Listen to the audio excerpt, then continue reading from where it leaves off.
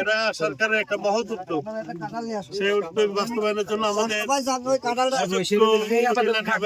উনি ইতিমধ্যে কালীগঞ্জের জন্য অনেক কাজ করতেছেন, আপনারা দোয়া করেন ওর জন্য। আমাদের সুযোগ্য উপজেলা প্রকৌশলী আছেন, উনি আমাদের জন্য একটা নিয়ামত। আমি ওনার ব্যাপারে শুনছি, ঢাকাতে এই অফিসে বসে।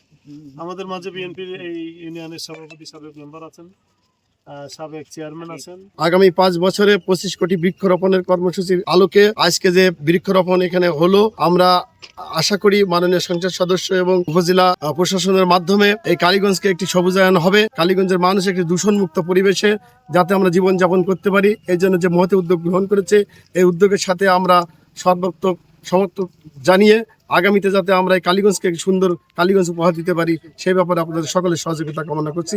আসসালামু আলাইকুম। সুন্দর যে মহৎ একটি কর্মকাণ্ড, আমাদের বৃক্ষরোপণ কর্মসূচি, এটা আপনাদের সবাইকে নিয়ে আমরা আজকে এই কর্মসূচি পালন করব। এটা একটা আনন্দমুখর পরিবেশে এবং হালকা বৃষ্টি হচ্ছে। সবাইকে এই কর্মসূচিতে স্বাগত জানাচ্ছি এবং ধন্যবাদ জ্ঞাপন করছি যে আমাদের সাথে আপনারা শরীক হয়েছেন। ধন্যবাদ সবাইকে।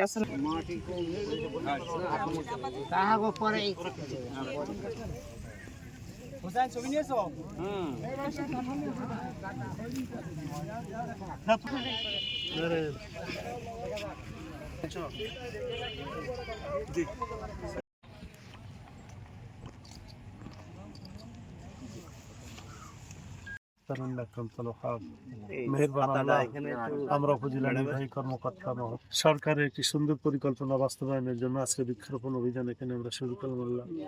আমাদের দেশে চিন্তা সরকার করছে বাস্তবায়ন করার জন্য তৌফিক দেওয়া আল্লাহ। এলাকাবাসী এই প্রকল্পে দরদ সৃষ্টি হয়, সেই তৌফিক কামনা করছি। সাথে সাথে এই মজলুম জনতার আবেগ নিয়ে যে জাতীয় সংসদ চলছে, সংসদ থেকে এই দেশকে আরো সুন্দর করতে পারে, সেই তৌফিক তাদেরকে দান করে।